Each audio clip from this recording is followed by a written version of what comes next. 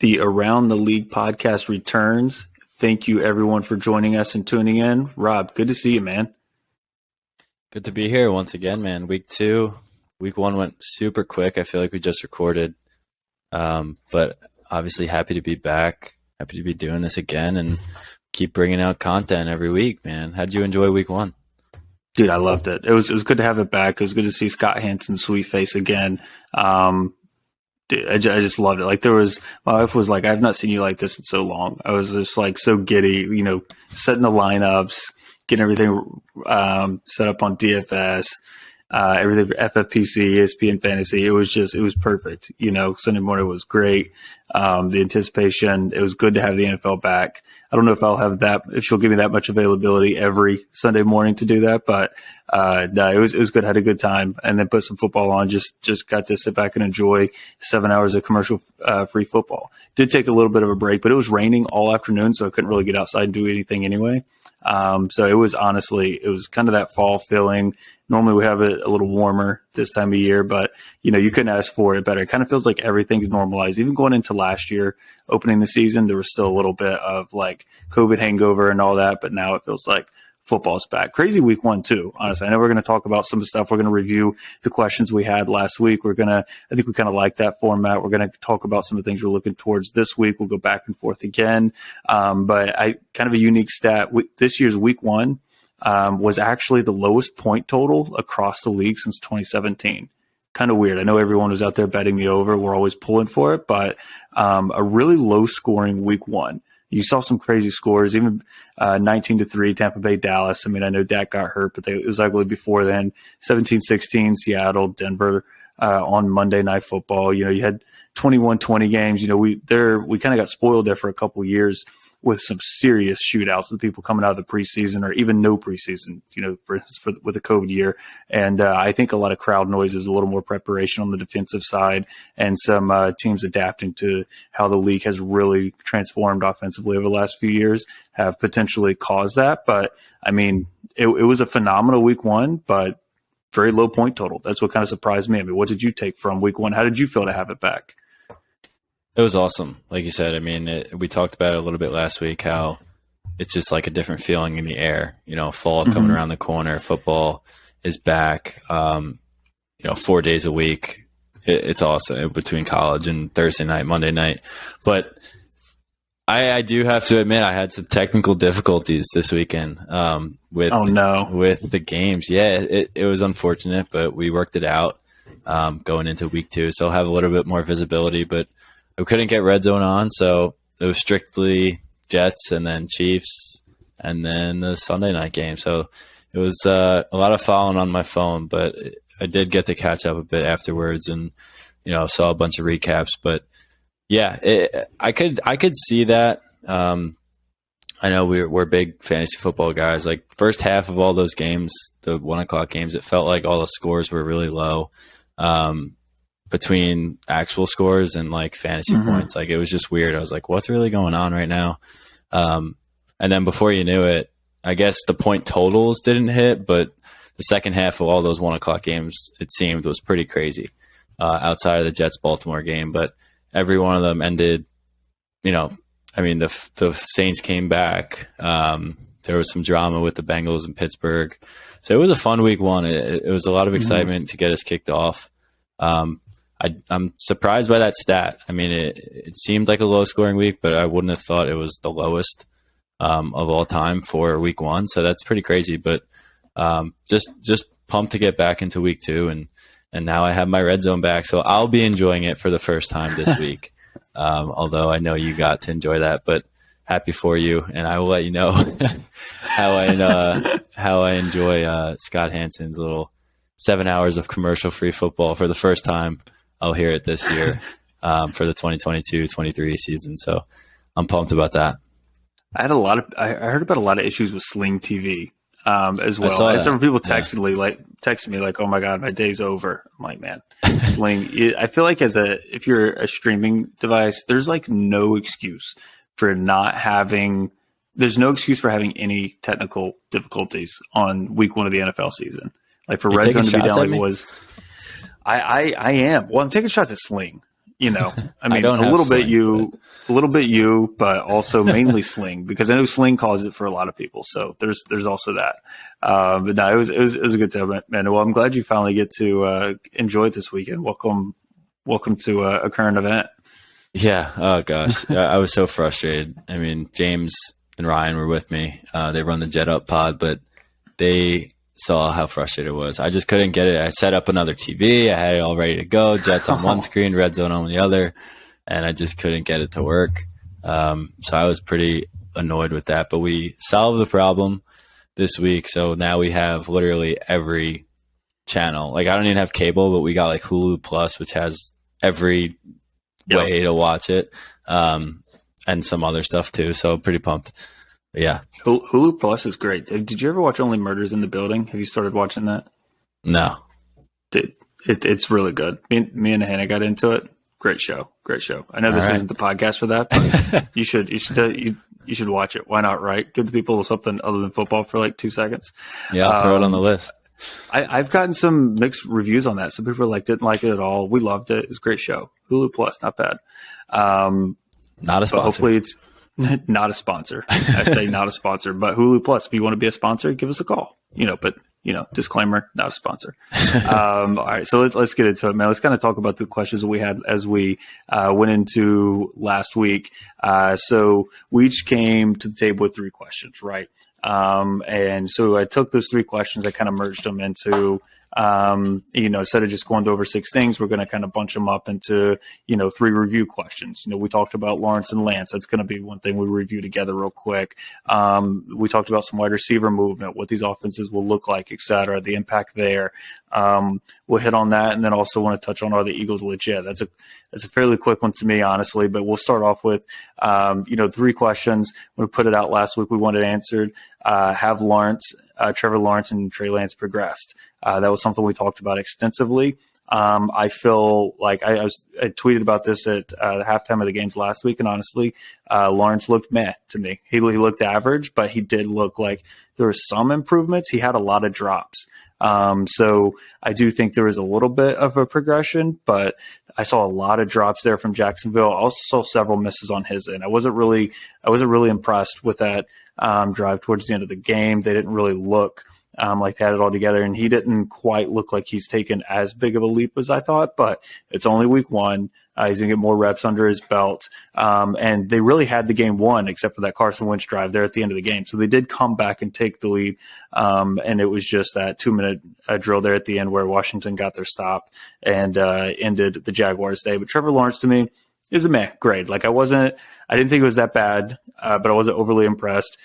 Trey Lance, I tweeted this as well. Go check us out at Roster Up Media on Twitter. I was tweeting this where it's hard for me to actually judge him based off of the day. I did not think he looked good. I thought the Niners in general looked really bad. There was a lot of pressure generated up the middle against a bottom 5 defensive line in the Chicago Bears. And I tweeted this, and even though the Bears came back and won this game, I still think that's one of the worst rosters in the league. The Bears are so bad that for the Niners to go in there and just get waxed, even on a monsoon of a day, I think is pretty bad. I think week 1, anything can happen, but as soon as they got behind, you just knew they couldn't throw their way back into it. Yes, that's partly the weather, but also you just knew Trey Lance couldn't throw his way back into it. I'm going to reserve final judgment until I see what they do this week. I was not impressed at all, but given the weather, those field conditions, it was like running with your feet in a bucket of water out there. It was crazy. So that's kind of my thoughts on Lawrence and Lance. What were your thoughts on those two? I don't think it's much far off, to be totally honest with you. I mean, I didn't see either game on Sunday. I saw the recaps and everything. I think with these young guys, sometimes it takes time. I mean, Trevor Lawrence was, the biggest prospect since Andrew Luck out of college, right? Yeah. So I think we expected a lot more out of him early. I still think, I said it last week, I think he's going to have a good career. I think he's a franchise guy. And I don't think anyone's really arguing that. I think they're just waiting to see that. And who knows if that is a him thing, or is it a coaching thing, or is it surrounding him with the right players thing? So not gonna judge too much on Lawrence there after week 1. I think he will improve continually as week in and week out. And I have to say the same for Lance. Like I did criticize him last week, not necessarily criticize him, but criticize the decision of the 49ers to kind of bail on Garoppolo after going to the NFC Championship last year and only losing by one score. But you really can't judge it. I mean, like you said, you're playing football in a pool. You know, you take a team that finished in the top 4 of the NFL last year versus a team that has a bottom 5 roster, and the team that has a bottom 5 roster wins probably 99.9% because of the conditions that they played the game in. Yeah. I don't think anyone's arguing with that either. And even Bears fans, like I'm sure they feel like they got away with one, because you don't take a roster like that with a quarterback who we think is good, but we still don't know, and go in and beat a 49er team that has high expectations. So there's a lot to be said about that, but there's also a lot of question marks to be had. And I think those will get answered as time goes on. It just sucks, like a team that is supposed to be contenders already has one loss, and a loss that's probably against one of the worst teams they'll play all year. So definitely a tough loss for 49ers fans, but otherwise it's hard to judge the two guys. And even if Trevor Lawrence had a phenomenal game, I would say he did great, but still it's one game, you know? So the flip side is, you know, he did great. It's one game. He didn't do great. It's only one game. So you kind of have the same argument rolling back and forth. Yeah. Yeah. And I mean, honestly, both these quarterbacks were under a good amount of pressure. You know, I think that's something to take home as well, is that they were getting, like you said, the Bears were getting a good bit of pressure up the middle.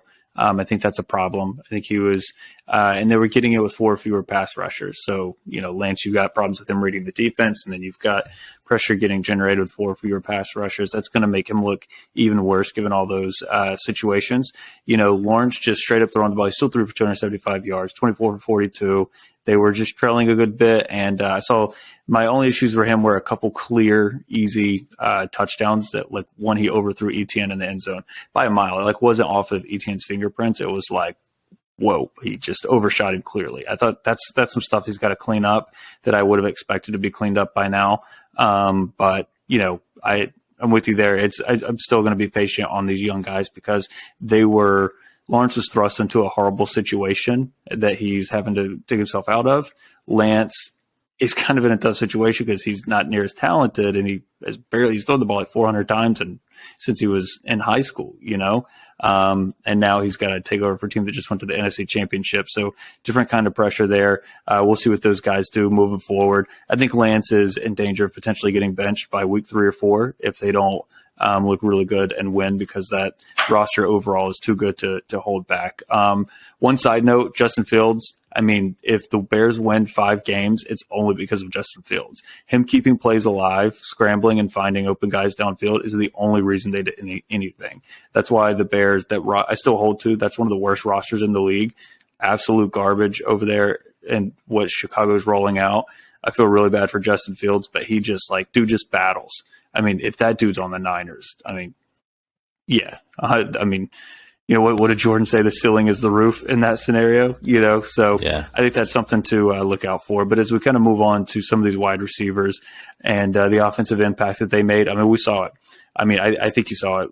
When you get rid of really talented players, it seems simple and easy, you know, but everyone talks about it like, do they need them? Do they not?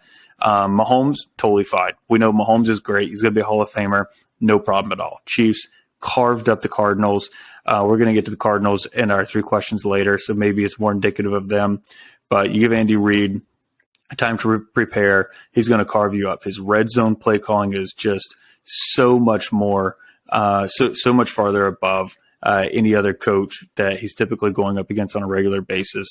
That combined with Mahomes, they're able to offset Tyreek Hill a little bit. Juju looked good in the first half, didn't do much in the second half. He did have, I think, 6 catches for about 79 yards. He looked good. It showed that they're going to use him. I think Mahomes just raises the floor of everyone else, and they're going to be fine. I thought some of the other receivers raised the floor of the quarterbacks that aren't great. Devontae Adams looked incredible. Might actually have a higher ceiling in Las Vegas and was at Oakland than he had in Green Bay, only because Not that Derek Carr is better, only because they're probably going to throw more. Higher pass rate, they're going to be in more shootouts. They're going to have a quicker pace of an offense. Devontae Adams is probably just going to smash this year. I think that's a fun one. Those guys over there at the Roster Up Season Long podcast are talking about. Just from a fantasy perspective, it just hit the smash button, right? Tyreek Hill, thought he looked good. And Jalen Waddle on his breakaway slant looked really good. I think Tua's got some serious weapons around him. I still got questions around Tua, but I thought the receivers going to these offenses, A.J. Brown going to the Eagles and everything, they peppered him with targets. They really utilized him well. They looked good. I thought the offensive impact that these wide receivers made was positive. It elevated these offenses. It made them a little faster paced. It allowed them to open things up, and it made their quarterbacks a lot better. It made Jalen Hurts better, right? I think Derek Carr was always pretty good, but it made him better from that perspective, right? He's got just someone that is a true dominant wide receiver, one he can throw the ball to. Tyreek and Tua, makes Tua a little better. So I think, to that point, it was really cool to kind of see that elevate. I think it only kind of leans into you got to be able to have an absolute dominant receiver, to really, really have an explosive offense at this point. For the most part, there's outliers, right? So what was kind of your thoughts on the wide receiver movement across the league? Well, that was one of our biggest questions last week, right? So yeah. Does Tua make Mahomes, right? And obviously it's very clear that that's not the case. I'm sorry, does Tyreek make Mahomes look that much better? He makes him look good, and he certainly did for many years, but Mahomes looked flawless the other day without the most explosive guy in the NFL. He made other guys look phenomenal that we don't know too well, and obviously we know Mahomes or we know Kelsey and Juju, but other guys are stepping up, and it just makes me feel like if I had a Chiefs jersey on, I could score a touchdown if that guy was throwing the ball around. So, yeah. He puts the ball in some tight spots and just makes it look so easy. I texted my brothers while it was happening. I was like, this guy just makes, it's like a joke to him. It literally looked like he was playing a JV team. It was remarkable, but he might have been, actually. Yeah, I don't know. We'll see how the Cardinals pan out, but it literally looked like a different level of football. But Tyreek Hill definitely makes Tua look a whole lot better. I think we touched on it again last week with Tyreek Hill and Jalen Waddle in that offense. What does that do for Tua? And you can't really ask for much more explosive guys to be throwing the ball to. You basically put the ball in a spot and tell these guys to go run to it, go get it. They're that fast. They're that quick. They can make plays. If you saw Jalen Waddle's touchdown, he caught it and he just bursted through three guys that just couldn't touch him because he was so quick. And that's not necessarily Tua leading him into the perfect spot. That's him getting him the ball and letting the guy just do his own thing, letting him put the work in. And it obviously panned out. Both of those guys had successful Sundays, and I think the Dolphins look pretty good. Just based off of that. Tua could be good enough for them to put themselves in a playoff spot. I don't think he's good enough for them to make a playoff run, but they looked pretty good. It was pretty clear that the Bills and the Dolphins are the two to beat in that division. Bills clearly being number one in my opinion, but Dolphins look good, and then Devontae Adams looked phenomenal. He had, I think, 17 targets or something like that. It's obvious that his college quarterback, Derek Carr, wants to get him the ball and is going to keep peppering him with targets, just like Rodgers did. But I'm not shocked. I think a lot of people would obviously say Rodgers is the better option for Devontae, but the guy didn't miss a beat with Derek Carr. I think he's just that good that you just throw it to him and he makes a play. And then kind of leading into our next point with the Eagles, A.J. Brown looked great, and Jalen Hurts looked even better. I think the question mark last week, and even just going into the season, we knew how good the Eagles roster was or is. We just needed to see if Jalen Hurts could throw the ball around. And he obviously was capable of that, and he did it without even utilizing Devontae Smith. Devontae Smith was nowhere to be found, which I don't expect to be the case going forward. But A.J. Brown just kind of showcased what he can do and his skills. And one thing I heard, in these recaps was that Jalen Hurts had like elite ball placement. His throwing was elite this week. And that was the biggest question mark. Can this guy throw the ball, or is he all legs? And I think he proved that he can throw the ball, and that the Eagles are going to be really tough to beat, and they're a dangerous team. I thought, and yeah, like you said, that was our last point here was, are the Eagles legit? And to me, it's a resounding yes. And I thought the best part about that what Philly fans can take away is, like, the Lions came out and just punched them right in the mouth. And you're like, okay, like, how was the hype too much? Maybe it'll take them a couple weeks to settle in. Midway through the first quarter, going into the second, fully settled in, reeled off 21 unanswered points. Just Hurts cool, calm, collected. Like, it was really kind of great to see that if you're a Philly fan. And if you got a lot of Jalen Hurts in fantasy, obviously, but yeah, AJ Brown looked great. He's going to open it up for Devontae Smith. Smith is going to have that game where he just goes for like 2 60-yard bombs, and then no one else gets anything because he just sped up the game by catching a couple 60, 70-yard bombs and walking them into the end zone. Like, that's just going to open up match. These 3 different running backs had 3 running backs scored touchdowns. Hurts ran one in. And then you got Dallas Goedert in the middle. I mean, they are just loaded. They looked great. I know the Lions are not going to really be a playoff contender. Maybe they'll compete at times for wild card spot towards the end of the season. But I thought the Lions, I expected them to be competitive. I didn't think it was going to be a blowout. I expected them to be competitive. They were. They couldn't stop them offensively. They got it going themselves offensively and clawed back into the game there at the end. But, after that first quarter or so, the Eagles dominated it until the Lions kind of made it close there in the fourth, which is what they did all year last year. They're very competitive. They're a tough out, and they were at home for their season opener. And I know some people are having problems with that defense. Yeah, no, Philly defense didn't look great, but I don't really feel like let's not undersell Detroit in this scenario either. I mean, I know it's Detroit and all that, but let's not undersell them, like remove all the bias from years past and let's look at what they are now. So I thought that was really great to see. Told me the Eagles are legit. I mean, I think as long as that continues, like we talked about this, they're an NFC Championship contender at this point with Dak Hurt. NFC East at a landslide. Now it's on to, can they win the NFC Championship, not just can they win a mediocre division. So those were our questions that we feel we got answered this week, and some that we feel are kind of still out there to be determined over the course of the next couple weeks of the season. But as we move on to week 2, I think we got a pretty good slate of games here. I think it's going to be exciting to watch. And I'm going to let you kick it off with, like, what's the first question you have this week? What are you looking for this week? What's your angle? What do you take? And give us the first one. I think for me, it's how do the Packers bounce back? I want to see a more consistent Packers offense. I mean, they looked completely lost without Devontae Adams. And I think people thought it could happen. Obviously, you take away potentially the best receiver in the league and put him on another team. And then also he lost a couple other weapons. So Rodgers is throwing to guys that you really never heard of. I mean, outside of Randall Cobb, who's 45 years old, like, he's throwing to guys that you just are either rookies, new additions, were 3rd, 4th string guys, now are bumped up. So he was visibly frustrated when I watched the highlights of that game. Like, I mean, Devontae Adams was a security blanket. I mean, any situation, Rodgers made some crazy throws.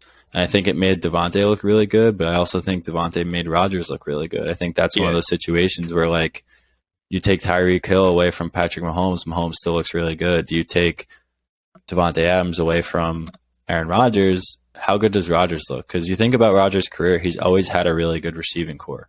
I mean, he had Adams, he had Jordy Nelson, he had Randall Cobb when he was younger, and Greg Jennings. Like, he always had these big-time receivers that were really solid, and now he doesn't. So it's like, who's going to step up? And I think this week will give them a confidence boost. They play the Chicago Bears. We just talked about how we feel about the Bears. I think they're, almost like a tune-up game. I know we've seen a lot of upsets, especially in college football last week, but these tune-up games that they set up are designed specifically for what what the Packers need right now, which is confidence, right? So I am very curious to see how they bounce back, because I heard on the radio, this week, the Packers are fine. They're still going to go to the NFC Championship, which I can certainly see. I mean, I think Rodgers is that good, but guys were dropping wide open touchdowns. They were not getting open. Like, the quarterback can only do so much. If the receiver's covered by a security blanket,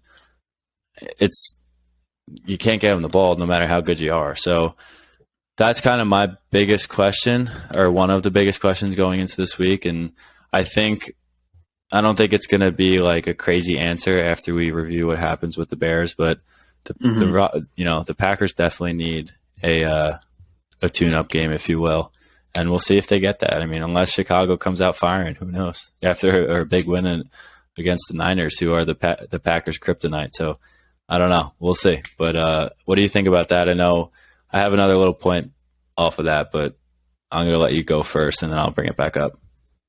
Did you see Rodgers' face after that Christian Watson drop? Did you ever go back and look at that?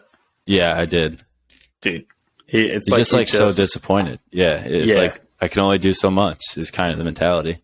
Yeah, it was like immediately just – and that probably changes the whole game too. He catches that, walks it into the end zone. I mean, oh, God, what a beautiful pass. Just right in his breadbasket and just dropped it. Yeah, that was weird to me that, I think the Packers will be fine. I think clearly they're not going to be the number one seed. Maybe we're wrong on that because the NFC, I still think another answer we got is that the NFC is just going to be so-so. Again, it's still kind of wide open. AFC's way tougher to me. So they could go reel off 10, 11 straight wins. We've seen them do it over and over. Kind of just told me that they're not the number one team, but their defense is still going to be really good.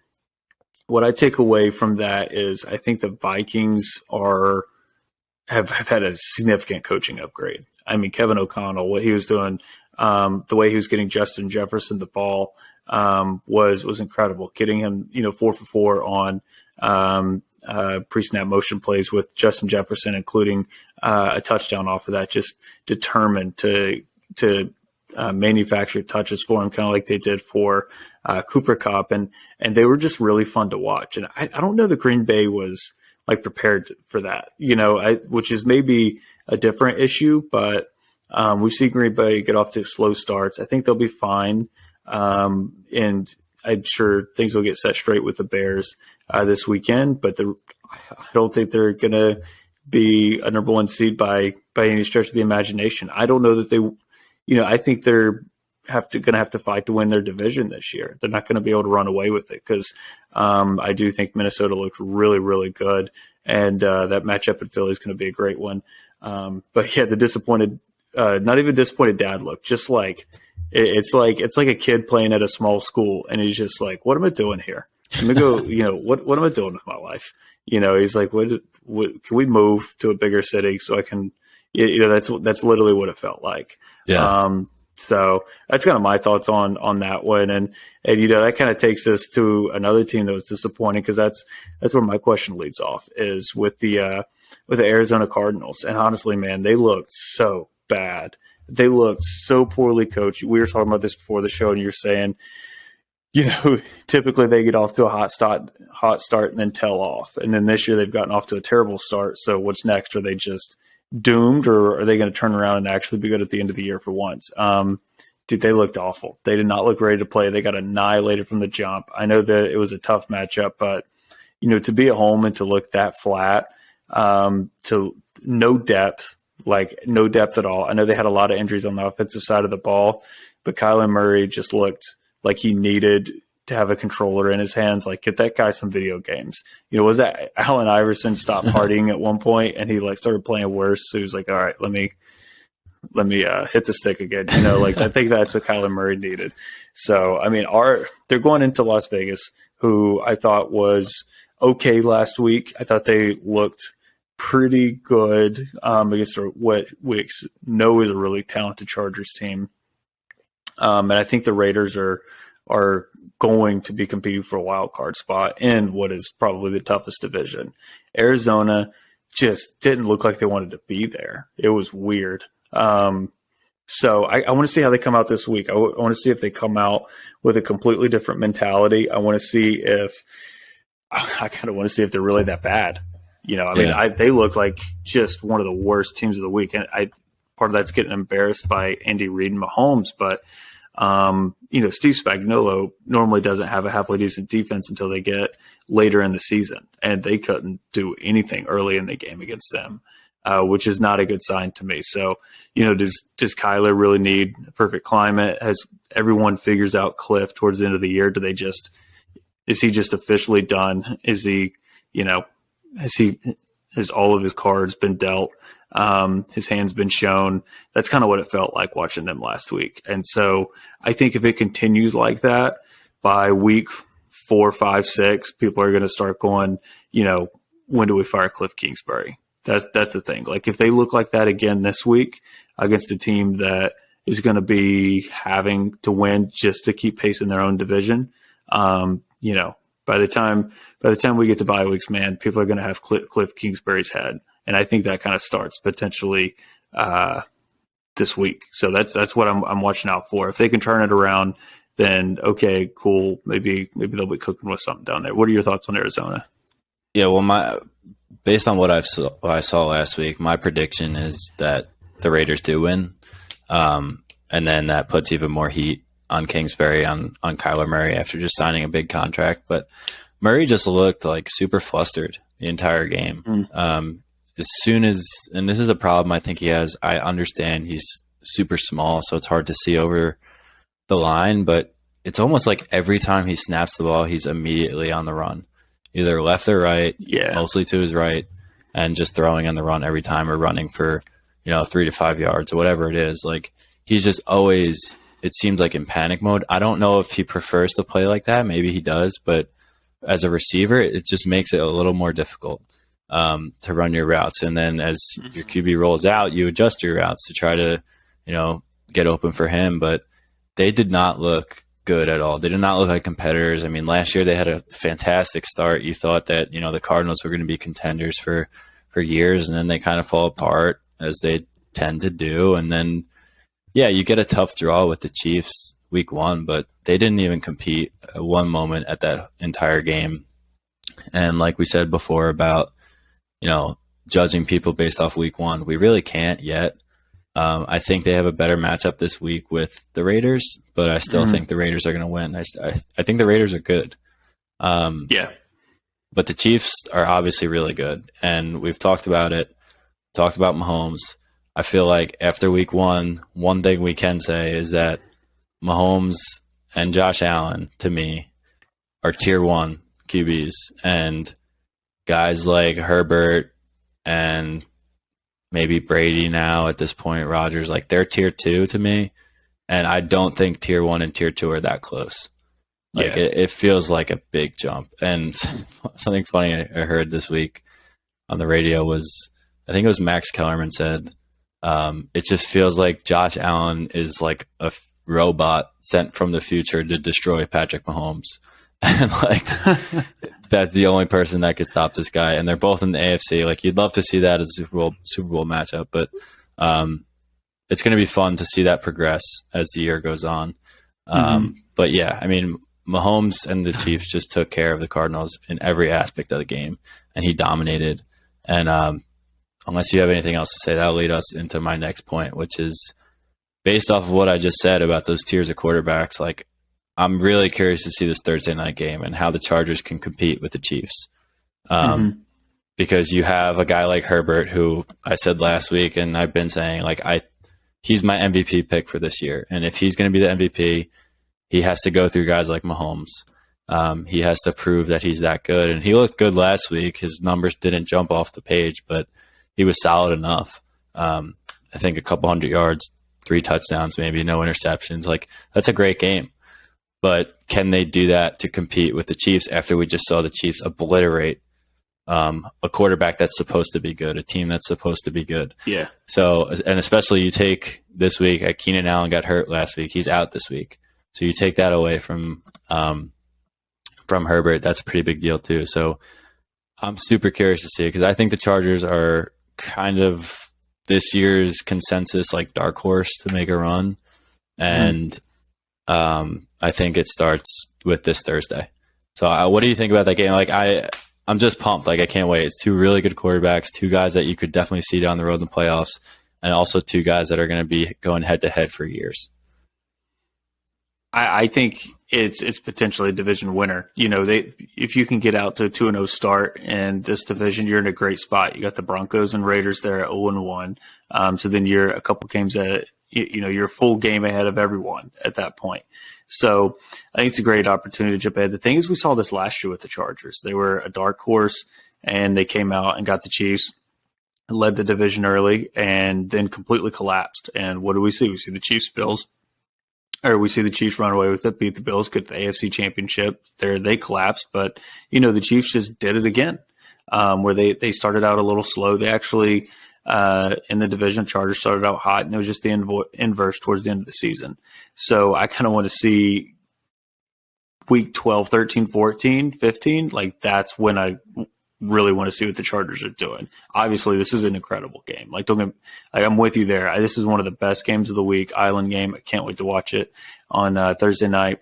But if I'm just kind of looking at the Chargers to see who they are, like a check-in between weeks 12 and 15 and truly see who they are, because I think we had on this some last week. Like them in Miami just are like in this perpetual cycle of letdown. Like Miami is going to be a game within 500 no matter what happens on their season. They're either going to be really good and collapse, or they're going to be awful early on and get on this crazy good winning streak and pick 18th in the NFL draft.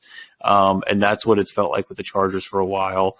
And I just gotta see them close. Like they haven't been closers. I guess even if they win this game, I gotta see them close at the end of the season. That's kind of how I feel about the Chargers. But this is absolutely one of the best games. The defense looked really good. A couple, Khalil Mack. I know J.C. Jackson. I think he was out this week, but that's only gonna help. I think the defense is going to be much better than it was last year. And Herbert, nothing's changed. He's still a stud. So I think they'll be fine. I just want to see him close. That's really it for me. And then, my next question was actually, I mentioned Miami. One thing that was unique about them. So we got multiple wide receivers there. We got Tua over there in Miami. You guys, if you ever listen to us on the DFS show, Daily Fantasy, we talked a lot about like pass rate over expectation and all that, right? People throwing the ball over what is expected, to put it simply, right? How much are you throwing the ball? And Miami was actually number one in that metric. We always looked at that as a key metric, Rob. And so, there's a ton of talk around Tua. There's a ton of talk around what he can do. Can he be good with these guys? Can he be accurate? We talked about Tyreek, 8 catches, 12 targets, 96 yards, looked great. Waddle had that breakaway slant. And the Dolphins were actually number one in pass rate over expectation last week. I think they had a 62% pass rate, which is very high. I want to see over the course of this season, specifically this week, if that either normalizes or if they keep up with that. If Mike McDaniel continues to throw the ball and spread it around, it's likely going to continue to be a lot of short, quick passes. I also want to see if the average depth of target increases for them, because I want to see, do they trust Tua enough to really unload and throw the ball deep, not just to throw the ball a lot. But I think that's kind of indicative of, how they feel. We're going to find out about Tua, how good he really is. And then throwing the ball around, if they continue to trust him, they're going to continue to be a top 3 team, or top 5 at least in pass rate. So that's kind of what I'm looking for. Miami, are they really just going to let the ball fly around and let those skill position players do their thing? And then do they try to push it downfield a little more towards Tyreek?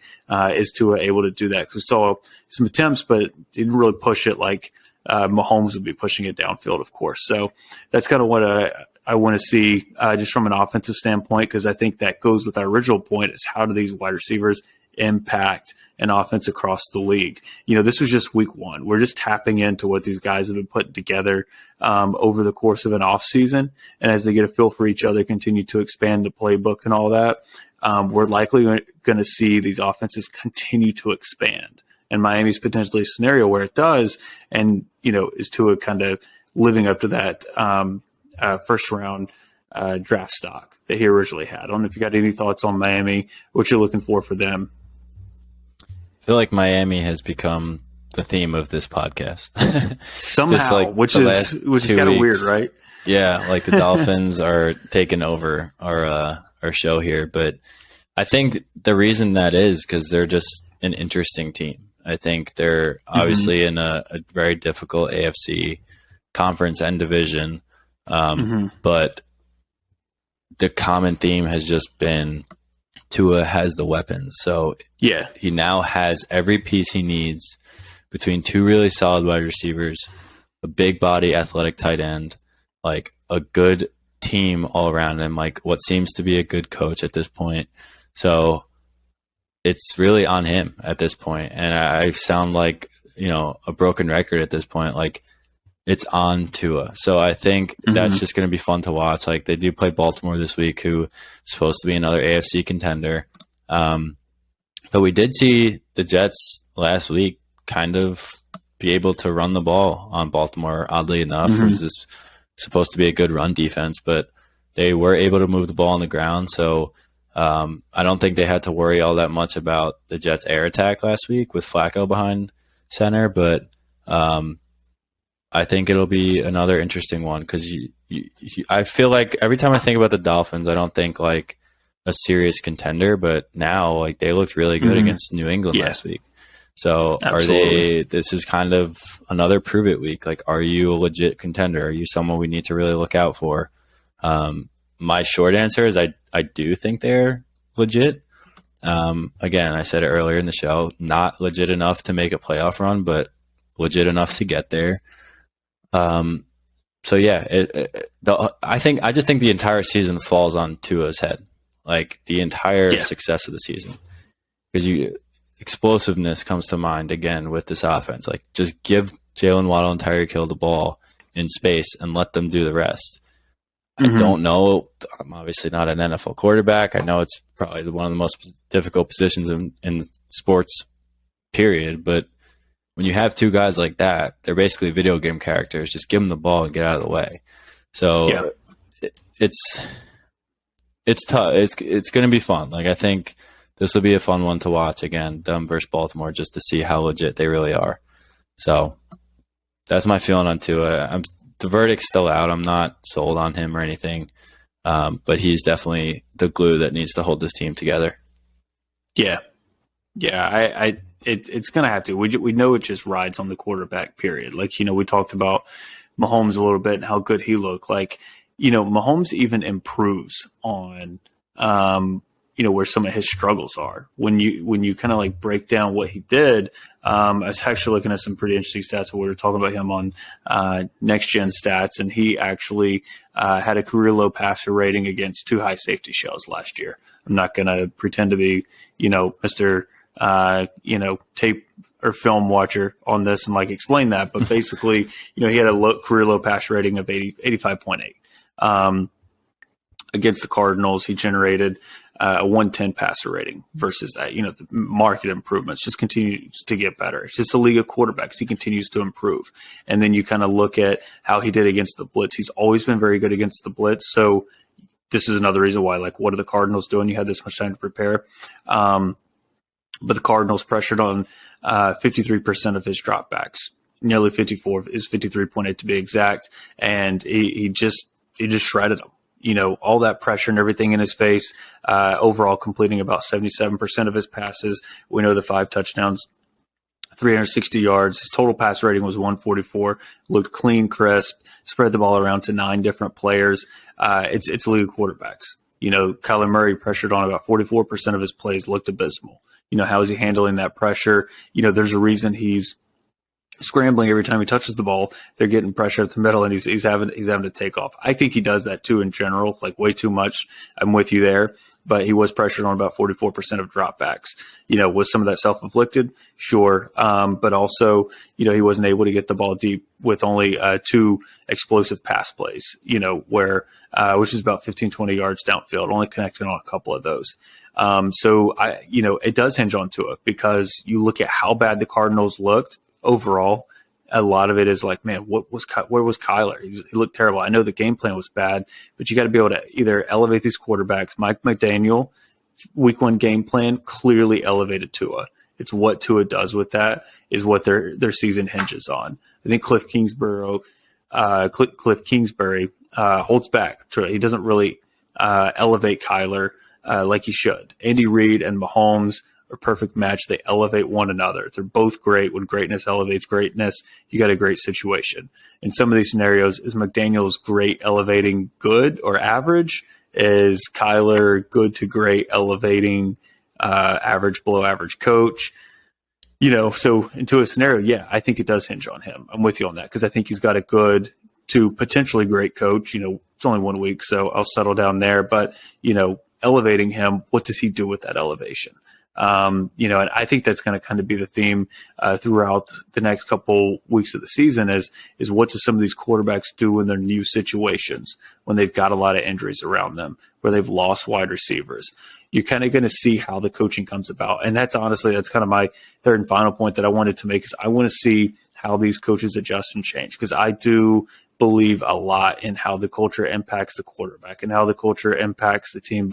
And a lot of that starts with not just up top, but also the coach and how they game plan, how they adjust. You saw Brian Daboll over there in New York. Like the Giants looked really, really bad, but good game management and aggressiveness, willingness to win, going for that too, like change the culture almost like just in the middle in one play. Changed how the Giants viewed themselves. I know we read through Warren Sharp's book earlier in the offseason, but they hadn't had a winning record at any point in like 5 years, I think.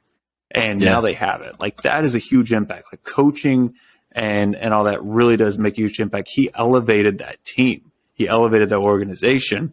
And I think Daniel Jones is just not it. I think we all know that. I think Daboll already knows that. But I think it's going to be interesting to see how he elevates them, and that's what I'm looking for as we go into week 2, how these coaches elevate their quarterbacks. Can greatness elevate average and what that looks like? I'm always kind of interested in that storyline because, sometimes coaches get quarterbacks overpaid. Sometimes quarterbacks get coaches overpaid. It's kind of as far as Tua, like does Mike McDaniel get Tua overpaid? And does that long-term lead to him being above average but never being able to get over the top? Questions like that is kind of what we'll start seeing answered over the course of this time. Daboll, does him elevating this culture, does it really change the trajectory of the Giants season? Does it take them from a 4-5 win team to, a 7-8 win team, right? Like how does that change, the reset there? And I think the other one, not to harp on your Jets too much, but I think that's another where the Jets have a brutal schedule, but they come out and throw the ball 59 times with Joe Flacco. Okay, like the Jets are one where I think they've got good talent. I like the GM. I like Saleh. I don't really know that I'm a fan of, Matt LaFleur over there, or Mike LaFleur. Sorry.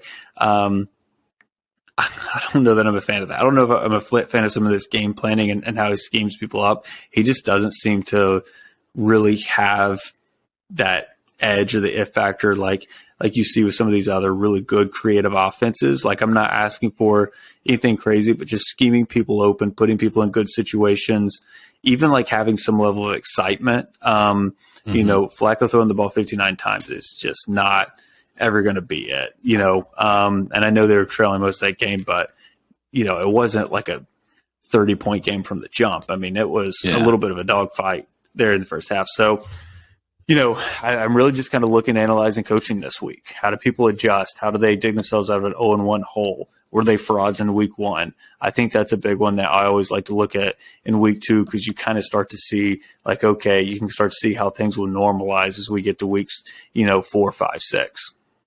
Yeah, well, I think just to get back to the Jets, like you are not just the Jets, but I mean, you look at all these young quarterbacks, and I know Flacco's not young, but when you look at the Jets, you kind of think of Zach Wilson.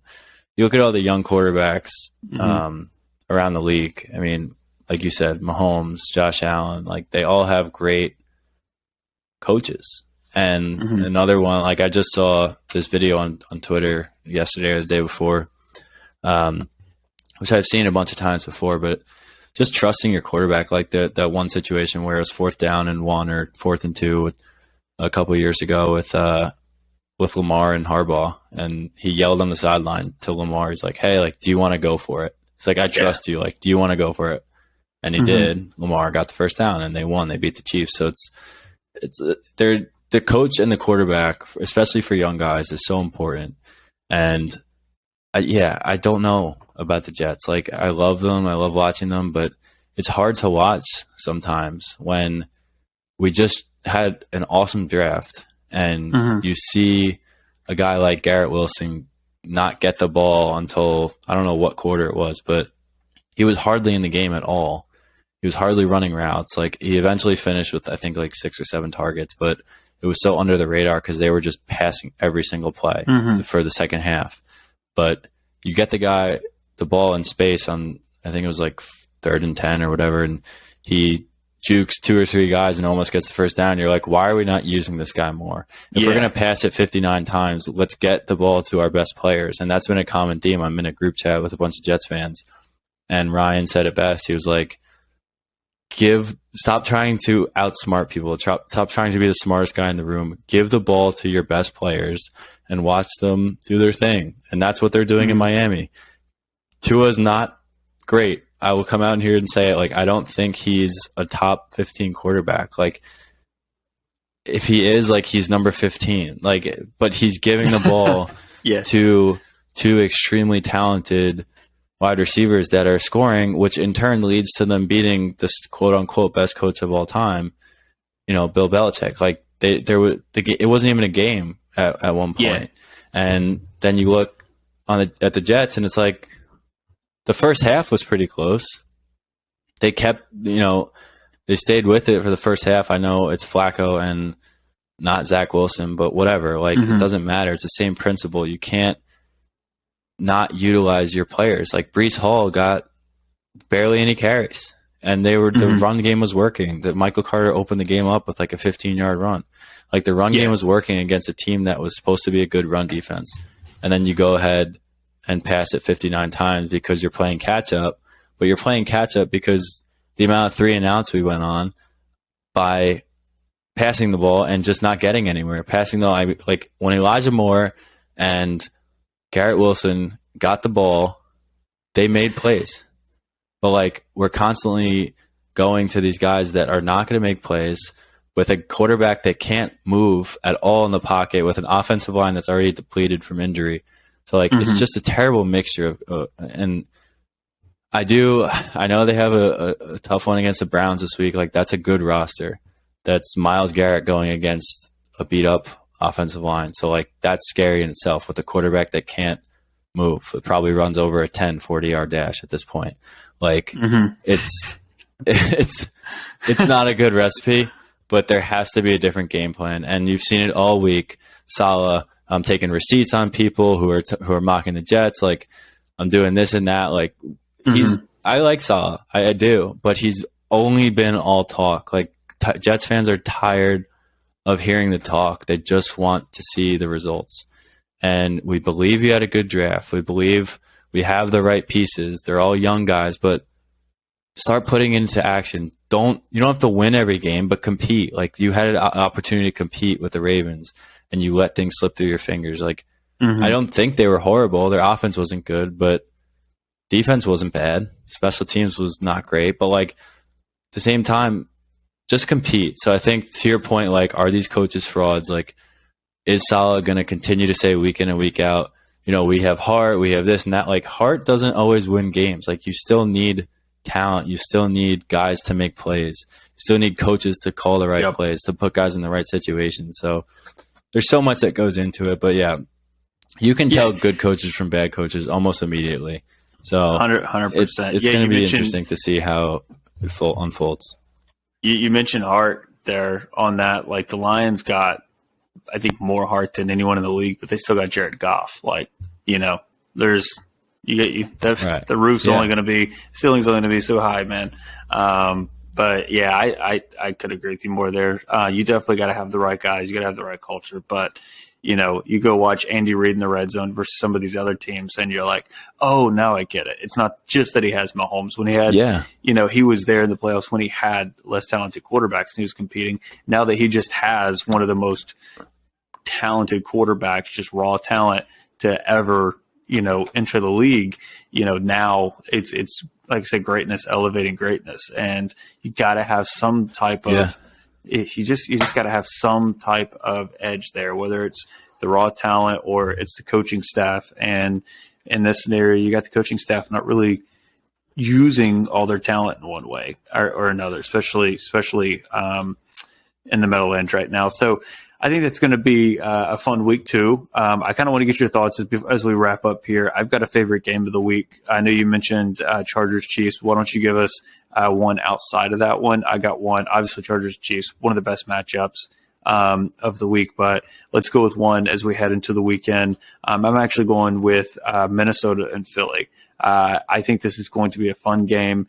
Coming into the season, I expected Philly to win the NFC East. I believe you picked them as well. We've already talked about them on this show and last week's show. Are they legit? Yes, I think so. They look like they can be an NFC Championship contender. Can that remain this week? I want to see if that team that was there in the second, third, and fourth quarters is going to be consistent. I want to see how they come out against the Minnesota defense. But also, I just thought Minnesota looked really good. You talked about manufacturing touches for Garrett Wilson. Like, why would you not get the ball in your best player's hands? Like, going from Mike Zimmer to Kevin O'Connell, like Justin Jefferson, 11 catches last week. It's a world of difference, right? They just got him touches. Like, dude, you're a top 5 receiver in this league. Like, just get him the ball. Like, don't overthink it. Get him in pre-snap motion, run a ton of play action, throw it on first, get him open. And that's exactly what they did. They didn't overthink it. They just he's our best player. Figure out how to get him the ball. Just do it. No questions asked. And so it's kind of, I want to see if that remains as well on the Minnesota side, because I think that could be a really fun game to watch. I think you've got some shootout potential there on Monday night. I hope that that's the case. But I do kind of want to see, not just, I feel like I've got my answer, even if the Eagles lose if they're legit. I kind of want to know, is Minnesota, when they're getting on prime time coming off that big win against the Packers.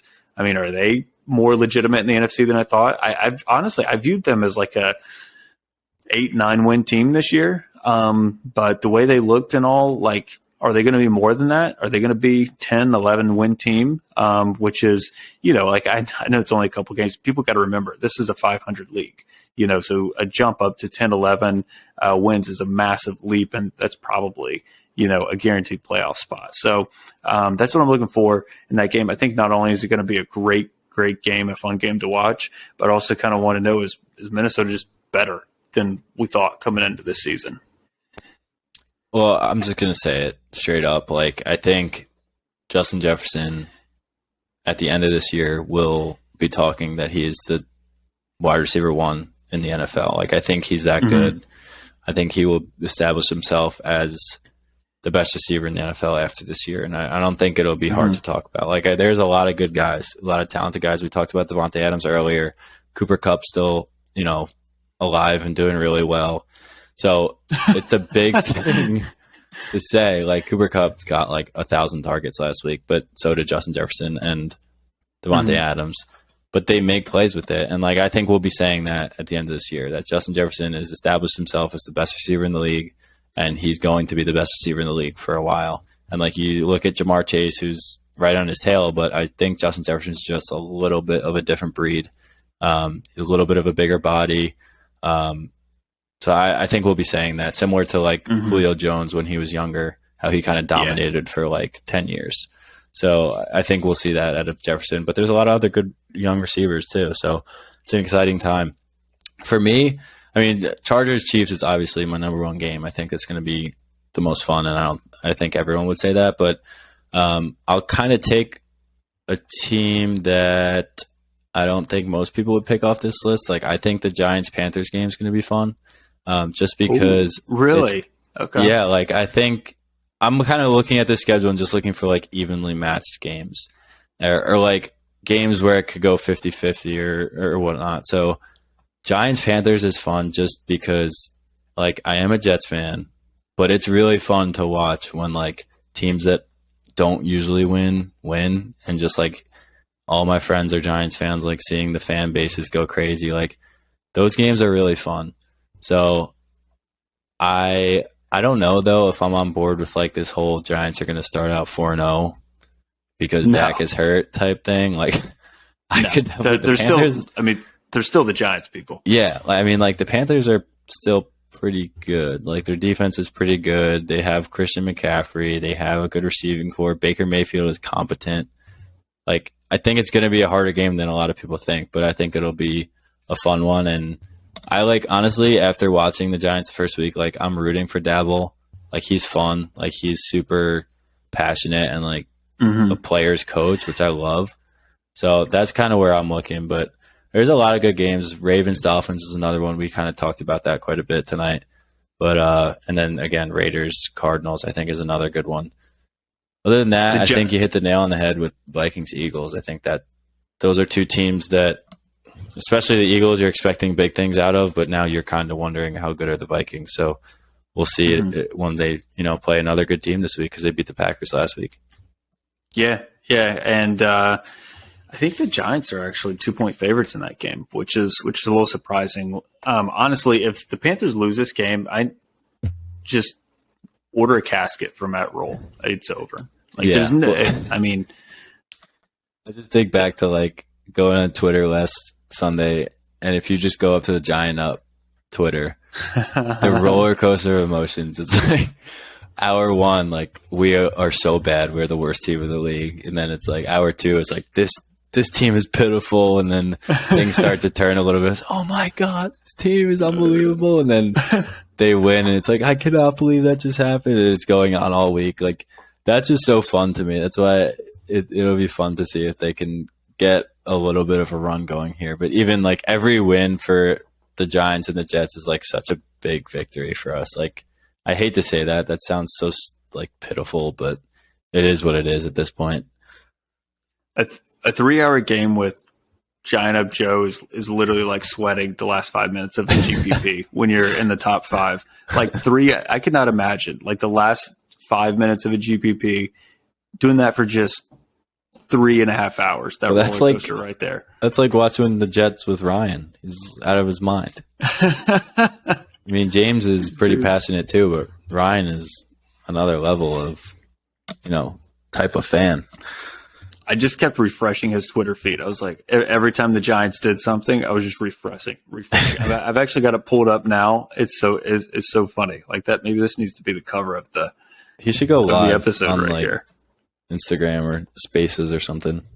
I know, right? I might have to take out some sort of insurance on the company before he does that. No, actually, that'd be great content. It'd be fun. All right, man. Well, you got any closing thoughts for it? That's all for me. That's pretty much it for me. I think we got another fun week ahead of us. I think so, too. As always, man, this has been a good one. Folks, go check us out, rosterupmedia.com. Plenty of shows. We talked about the Giants, Jets, Raven Up podcast.